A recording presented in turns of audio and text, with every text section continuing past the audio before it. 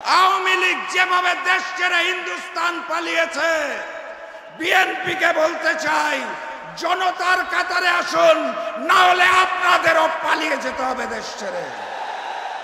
BNP নতুন করে স্বৈরাচার হতে চায়, তারা সংস্কার মানে না। যারা নতুন বাংলাদেশের সংস্কার মানে না, তাদেরকে আমরা লাল কার্ড দেখাবো ইনশাআল্লাহ। আজকে যখন এইখানে জনসভা চলছে, আমি শুনছিলাম বিগত 2-4 দিন ধরে কোন দলের কোন নেতা জানি বলছিলেন এই জনসভায় মানুষজনকে আসতে দেওয়া হবে না। তাদেরকে বলতে চাই, বাবরি চত্বরে এসে দেখে যান। বাবরি চত্বরে আজকে ইসলামী জনগণ, দেশপ্রেমিক জনগণ একত্রিত হয়েছে। নতুন করে আর কোন ফ্যাসিবাদকে জন্ম নিতে দেওয়া হবে না। সংগ্রামী সাথী এবং বন্ধুগণ, এই খুলনা মহানগরে গত বছর 2024 সালে 12টা খুন হয়েছিল। 2025 সালে 11 মাসে ফ্যাসিস্ট হাসিনা মুক্ত বাংলাদেশে তার 3 গুণ 34টা খুন হয়েছে। হাসিনার আমলে 3 গুণ। গতকাল আদালত চত্বরে আমরা প্রকাশ্যে ডাবল মার্ডারের খবর পেয়েছি। আর হাসিনা মুক্ত বাংলাদেশে ওই নতুন করে জেগে ওঠা সন্ত্রাসী সংগঠন বিএনপি খুনে ডাবল সেঞ্চুরি পার করে ফেলেছে। এই প্রশাসন, এই আইন শৃঙ্খলা বাহিনী দিয়ে লেভেল প্লেইং ফিল্ড হবে, জাতীয় নির্বাচন সুষ্ঠু হবে, সেটা বাংলাদেশের কোনো পাগলও বিশ্বাস করে না। অতএব স্পষ্ট ভাষায় বলে দিতে চাই, জাতীয় নির্বাচন আমরা সঠিক সময়ে চাই, কিন্তু তার জন্য লেভেল প্লেইং ফিল্ড সৃষ্টি করতে হবে।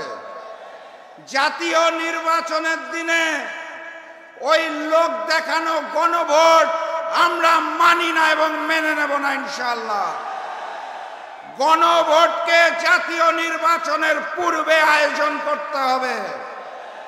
গণহত্যাকারী ফ্যাসিস্ট আওয়ামী লীগের কার্যক্রম যেভাবে নিষিদ্ধ করা হয়েছে, একইভাবে ওই গণহত্যাকারী আওয়ামী লীগের বৈধতা দানকারী জাতীয় পার্টি এবং 14 দলের কার্যক্রম নিষিদ্ধ করতে হবে।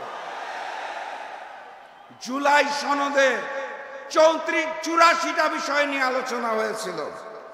84টা সংস্কার প্রস্তাবে 19টার মধ্যে নোট অফ ডিসেন্ট দিয়েছে বিএনপি।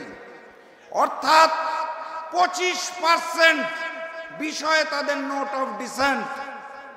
এখান থেকেই বোঝা যায় বিএনপি নতুন করে স্বৈরাচার হতে চায়, তারা সংস্কার মানে না।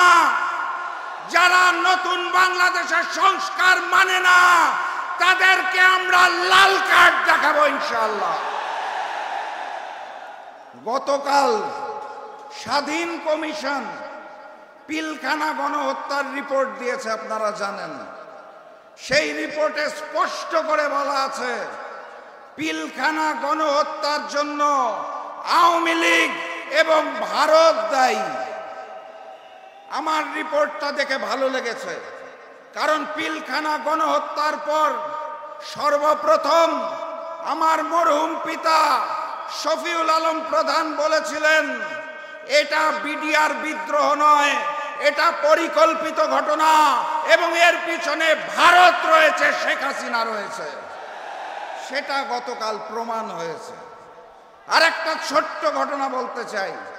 2 বছর আগে পিলখানা গণহত্যা দিবস উপলক্ষে আমরা একটি আলোচনা সভার আয়োজন করেছিলাম। তখন আমাদের দল জাগপা 12 দলীয় জোটে ছিল। প্রধান অতিথি হিসেবে এসেছিলেন বিএনপির একজন স্থায়ী কমিটির সদস্য।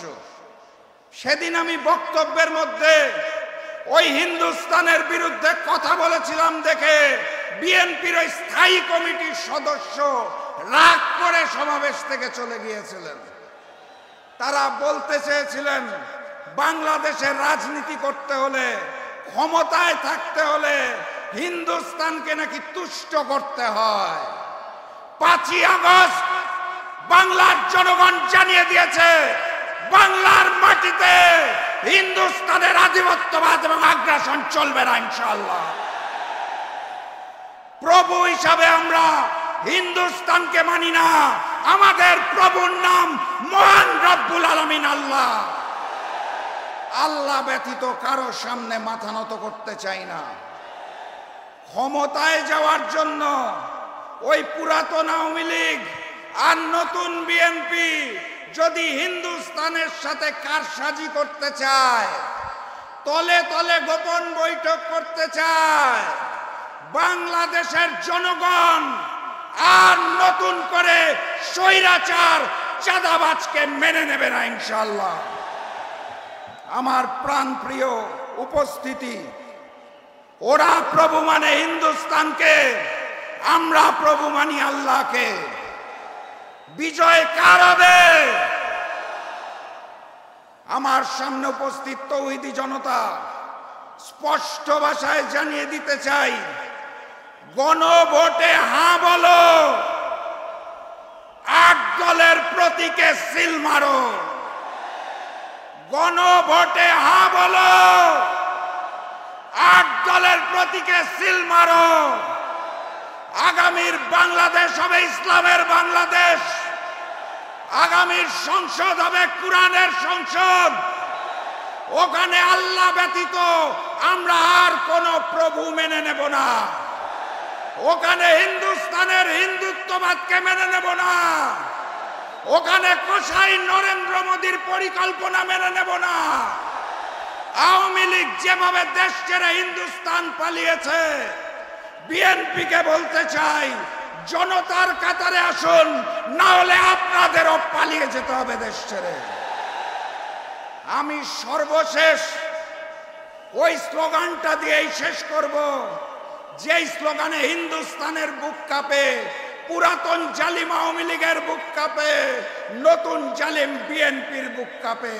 স্লোগান ধরুন, নারায়ে তাকবীর, নারায়ে তাকবীর, নারায়ে তাকবীর। আবারও দেখা হবে, আবারও কথা হবে ইনশাআল্লাহ। এই স্লোগান দিয়ে বিজয়ীর বেশে আমরা ঘরে ফিরব, তার আগে মাঠ ছাড়বেন না। বিজয়ের পথে যাত্রা শুরু, জীবন অথবা মৃত্যু। আসসালামু আলাইকুম।